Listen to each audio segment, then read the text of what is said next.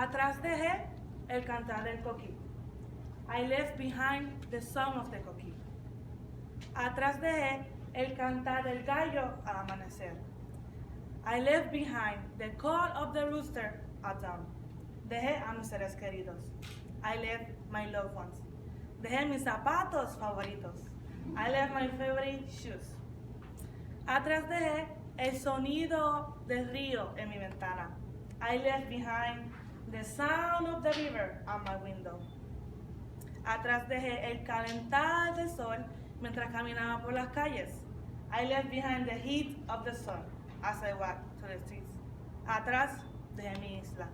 My island stayed behind. Atrás dejé mi corazón. Mi corazón se queda atrás.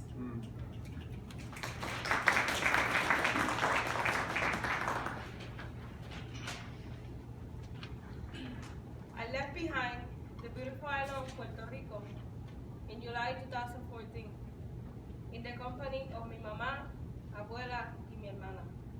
Dejé atrás a mi hermosa isla de Puerto Rico. And I left behind my abuelo.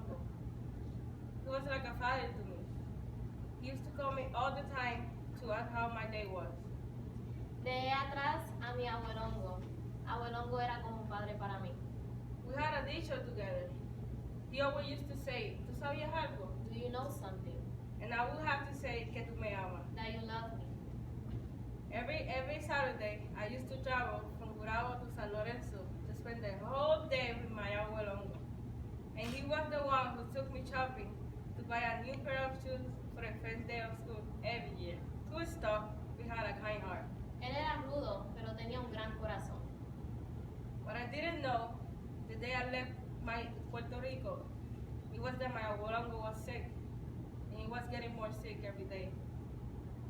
One day, my uncle called my mom, and she put them on speaker, and my abuelongo was saying, ¿Cómo estás, mija? ¿Cómo está la gordi? And I started crying, because he couldn't speak clearly, and I could hear how sick he was. And I just keep telling to him, I'm going to get better, I'm going to see you soon. I love you. Un día, mi mamá recibió una llamada y yo empecé a llorar porque no podría entender a abuelongo, porque estaba tan enfermo que apenas podría hablar. In July 2015, my abuelongo passed away. And I felt like I had a pijo in my heart and in my soul. We traveled back to Puerto Rico, and I had the chance to go to the cemetery and say goodbye to him, but I still miss him a lot.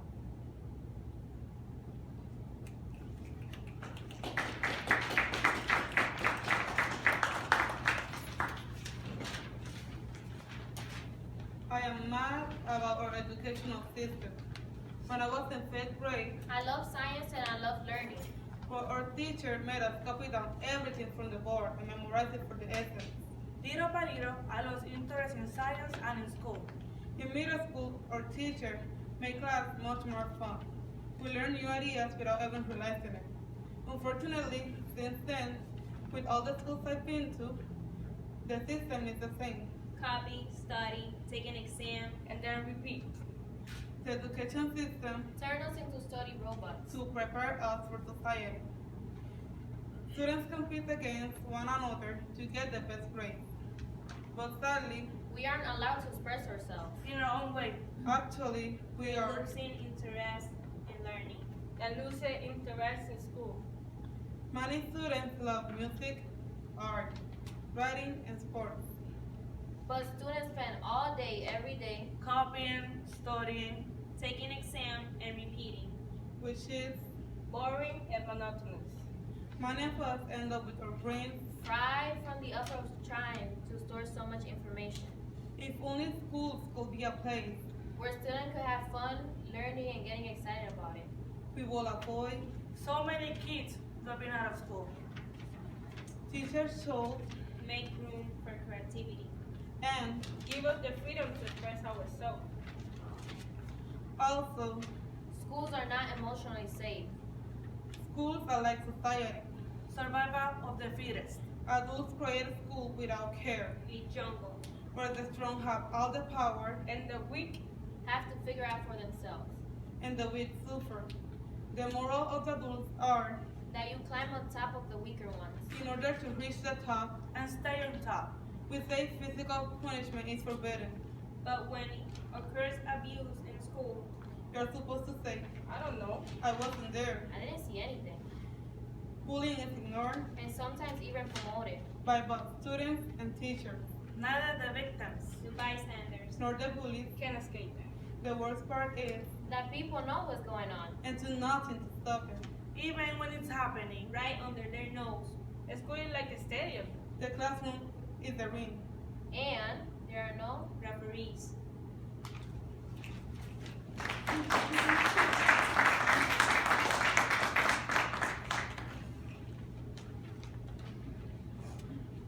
I had the best childhood growing up in the residencial Brisas de Campo Alegre. People were very close. El buen puertorriqueño celebrates everything. And where I grew up, there was always a party going on. People were always talking, dancing, enjoying life. In Puerto Rico, I played all the time and had many friends. We used to play bolines, ride our bikes, play aguillero. I also used to surf. Sometimes we kids would bike to different areas, join with other kids, and not race to the beach. I liked it a lot because my dad always got on his bike and came with me. When it rained, we would run outside to get wet in the rain. I remember one day when it rained really hard and the streets were flooded.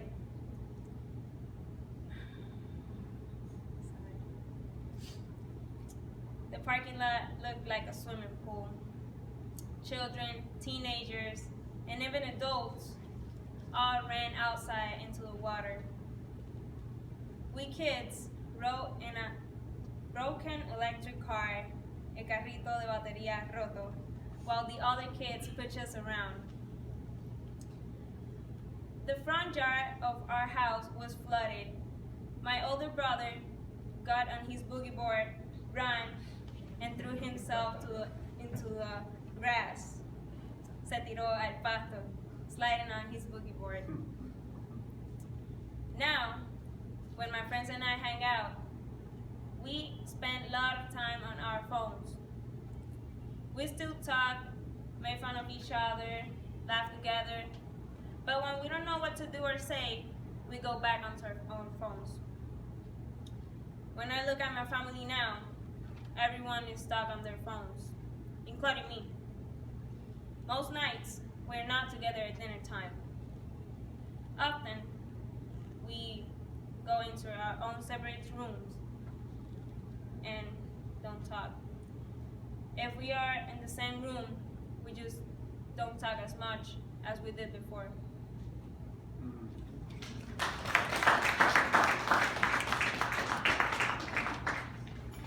The person I miss the most is my mother. La persona que más extraño es mi madre. I miss spending time with her. Extraño pasar tiempo con ella. I miss the food she cooked for me.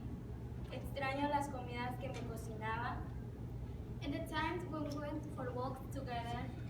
Y los tiempos que pasábamos juntas caminando. And talk about so many things. Y hablar sobre muchas cosas.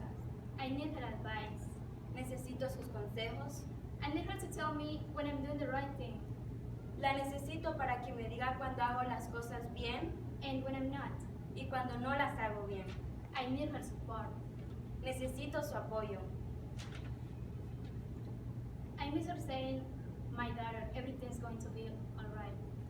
Extraño su dicho, hija mía, todo estará bien. I miss her voice as I open the door. Extraño su voz como cuando abría la puerta. And I miss her smile. Y extraño su sonrisa. Because seeing her smile, porque viendo su sonrisa was my happiness. Era mi felicidad.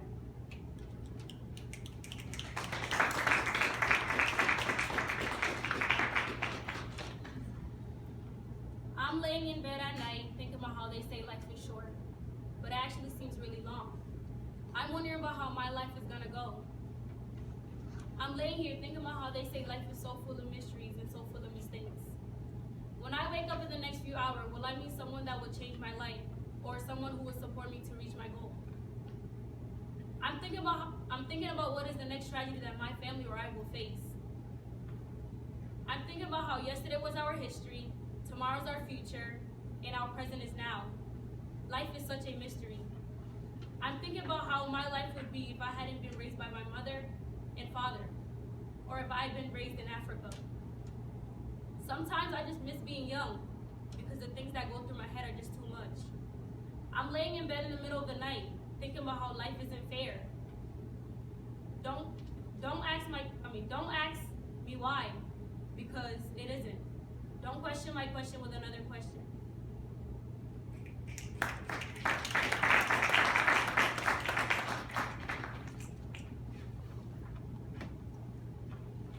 Cuando tenía 2 años, mi madre tuvo que dejarme en Guatemala con mis abuelos. When I was 2 years old, my mom had to live in Guatemala with my grandparents. Mi madre, quien amaba tanto a su bebé, pero sin la ayuda de un padre y sin el apoyo de nadie, mi madre tuvo que escoger ese futuro.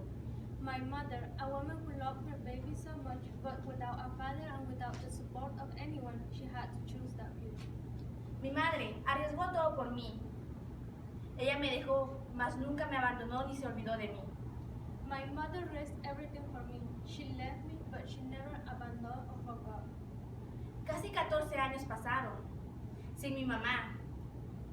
A los 15 años la volví a ver y todo fue maravilloso. Almost 14, without my mom. When I was 15 years old, I saw her again, and everything was marvelous with her. Toda mi infancia y parte de mi adolescencia, mi madre no estuvo allí. Muchas veces la quería conmigo para apoyarme, pero con mi tía estaba bien.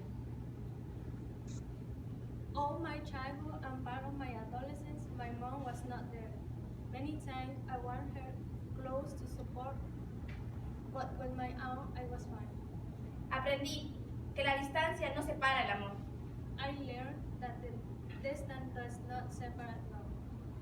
Ahora tengo 2 madres, una quien arriesgó todo por mí y la otra quien me crió.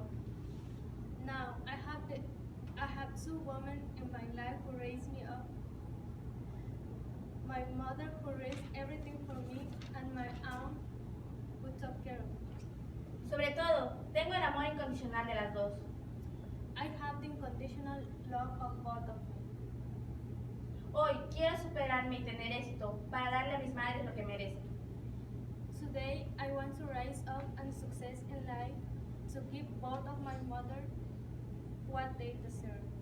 Aunque duele tener una cerca y esa distancia, sé que algún día nos volverá a juntar. Also, it's hard to have this distance. I know that the future will bring us back together again. El futuro nos volverá a juntar.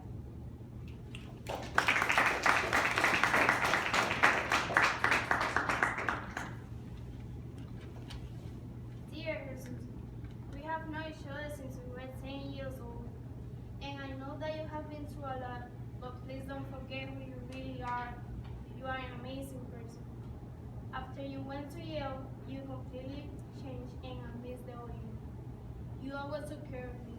With you, I learned to confront my fears and live my life at the fruits. You taught me the meaning of happiness. We used to have so much fun watching movies and playing together. You loved to train horses and play with everyone. Our friendship made me feel at peace.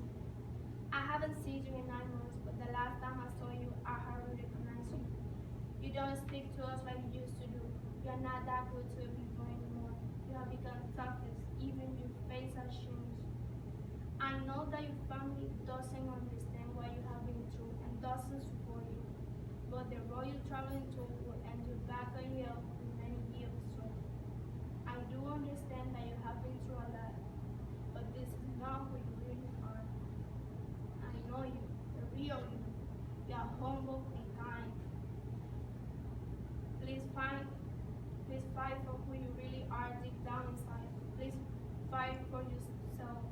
Please find your dreams and have the courage to fight for them. I will never push you away. You are such a good person, and you can do better in life. I miss you, the old you that's still inside of me.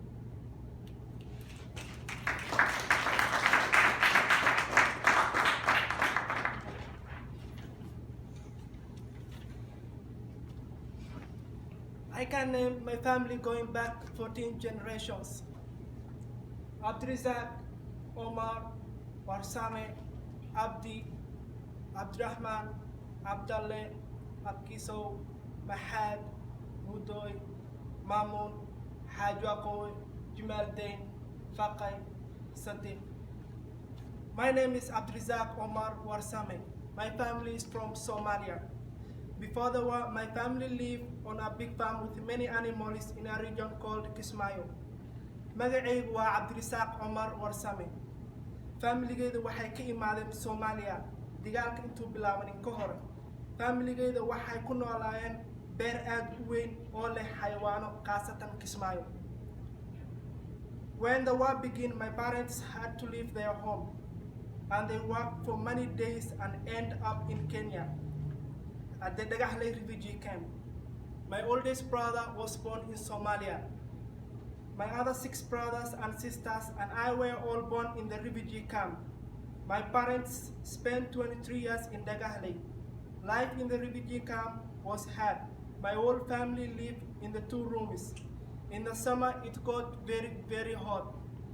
Food was always limited, and there was no clean water. Education did not exist for girls, and the boys only received 2 hours of schooling a day. Teachers were not paid well, and even with a high school diploma, there were no jobs for anyone. Some of my friends went to the other countries to find work. We know about many young men and women who tried to get to Europe or the Middle East by boats and were killed at sea. I was 15 years old when we finally came to the United States. Waxaan jiray 15 markaan imaanay United States. I can name my family going back 14 generations. Abdurizak, Omar, Warsame, Abdi, Abdurrahman, Abdalle, Abkiso, Mahad, Mudoy, Mamun, Hajwakawoy, Jumaldain, Fakay, Sadiq. This is what I know. Tani waa waxa aan ogahay.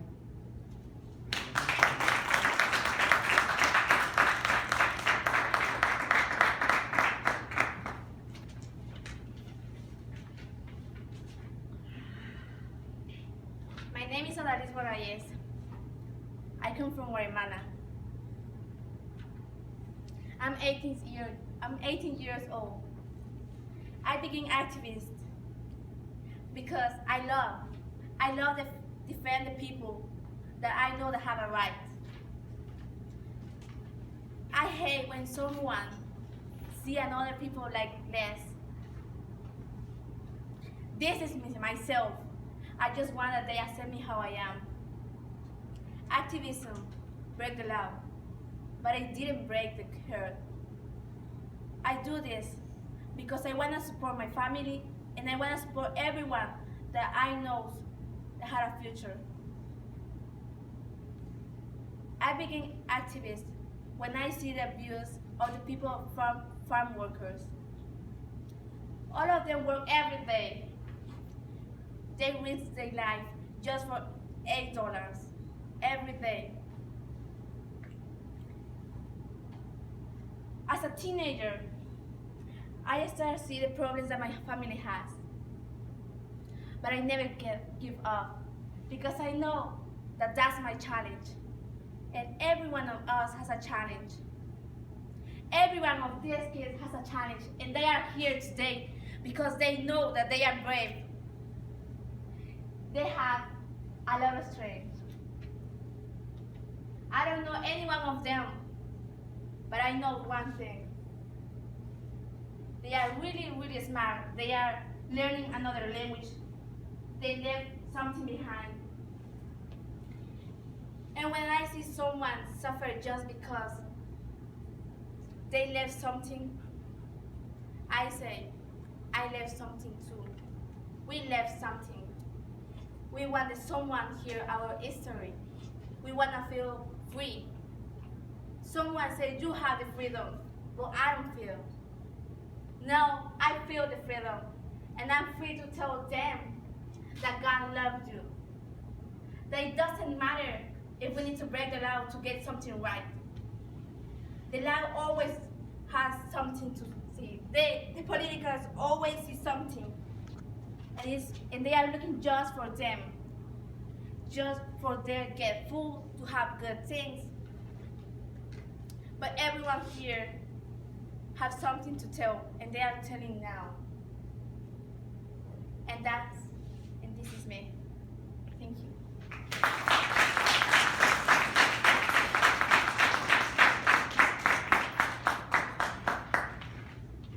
The person I miss the most is my mother. I lost my mother 3 years ago. It was during my freshman year of high school. It was the saddest moment of my life. When I was younger, my mother was always working, so my grandmother's the one who took care of me. I was always at her house. My grandmother basically raised me and took good care of me my whole life. I was always at her house. Now my grandmother's pretty sick. She lost her eyesight and she had memory problems, so I take care of her. It's kind of hard, but I'm doing the best I can to care for my grandmother. I'm doing the best I can so she can feel safe and happy, showing her that she's not alone.